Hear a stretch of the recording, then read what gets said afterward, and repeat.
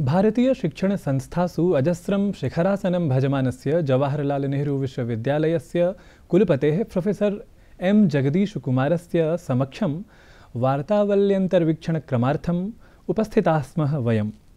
महोदय, अभिवादये अत्र भवन्तं। नमस्ते। मम तावत् प्रथमः प्रश्नः वर्तते यत् भवान् मूलतः IIT इत्यनेन सम्बद्धः अभियान्त्रिकीविषये निष्णातः आचार्यः, पुनश्च ज्ञानविज्ञानशाखाः समाधृत्य पारस्परिकाध्ययनशोधकार्यादीनां प्रबलः समर्थकः अपि। सन्दर्भेऽस्मिन् ज्ञातुम् अभिलषे सन्ति कीदृशाः अनुभवाः, पुनश्च कतिभिश्चित् उदाहरणैः ज्ञानविज्ञानसम्बद्धत्वं विज्ञापयतु कृपया। This is very interesting question. Today, if you want to find solutions to the problems that the society is facing, it is very, very important that we take an interdisciplinary or even transdisciplinary approach. Just to give an example, you see, in our modern educational systems, there is hardly any interaction between social sciences and engineering and basic sciences, and it is important that we bring them together. In order to do this, in JNU soon we are going to start a school of engineering where students will study the core engineering in the first 4 years, and then in 5th year they will do a master's degree in one of the social sciences and humanities. भवेयुर्नाम वेदस्थाः ज्ञानराशिरूपाः ऋचाः अथवा चरकसुश्रुत प्रणीताः वैज्ञानिक्यः रचनाः अथवा आर्यभट्ट भास्कराचार्य विहिताः गणितस्य सूत्रसम्पत्तयो वा, सर्वं ज्ञानविज्ञानागारं संस्कृताश्रितमेव। इदानीं ज्ञातुम् अभिलषे यत् साम्प्रतिकविज्ञानस्यापि भाषा संस्कृतं भवितुमर्हं। यदि एवं भवदभिमतं तर्हि एतस्य योजनाफलकं किं स्यात्? When India is home to such rich traditions, if we don't understand what our scientists and seers have done in the past, it will be very difficult for us to move forward. So therefore, I strongly believe that we need to understand all these intellectual treasure that India has, and that is possible only if we have some minimum knowledge of Sanskrit. So I feel that students right from the school level to the college, they should be encouraged to learn Sanskrit and use this as a tool to understand our own rich traditions and the scientific basis that we have in our country.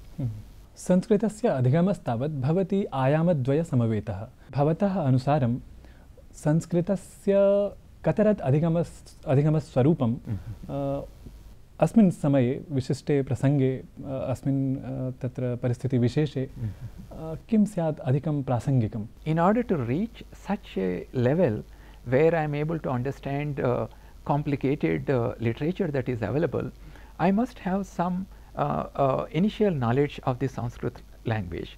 So therefore, that can come only if some interest is created among the students of Sanskrit, at least be able to speak in simple language. I think that will create a lot of interest in them to go further. I wish I could speak like you.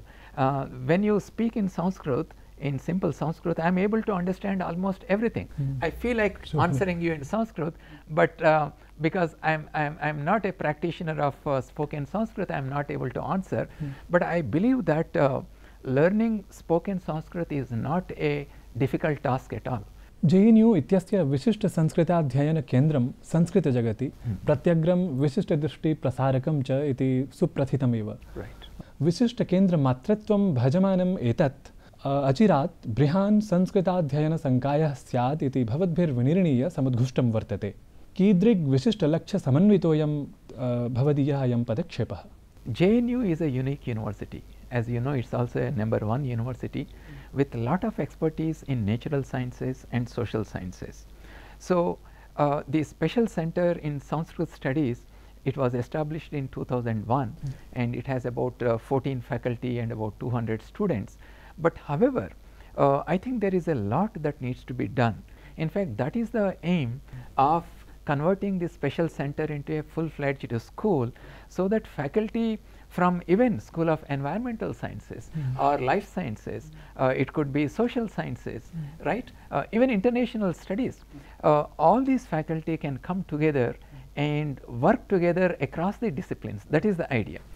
I think this is a unique opportunity for JNU to work together with faculty and students across the disciplines and generate new knowledge, so that we advance in various branches of science and technology using Sanskrit as a medium. प्रश्नक्रमे ममान्तिमोऽयम् अद्वितीया समुन्नता गुरुशिष्य परंपरा उत्कृष्टा मानवीय मूल्य स्थापनपरा या भावना प्रश्नोत्तर शैलीम् अनुसृत्य सदैव ज्ञानार्जन प्रतिबद्धता च इत्येताः सन्ति मन्ये आसन् भारतीय शिक्षण प्रणाल्याः विशेषताः।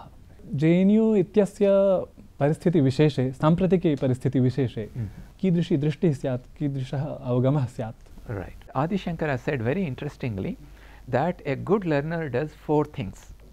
He said in Sanskrit. Now I can say something in Sanskrit. Okay. So he said, Patanam, Mananam, Chintanam and Sankirtanam. First you have to study, and then Mananam, you have to remember. Chintanam, you have to critically reflect on what you have studied. And then Sankirtanam, you have to repeat the whole process. Prakhyapanam.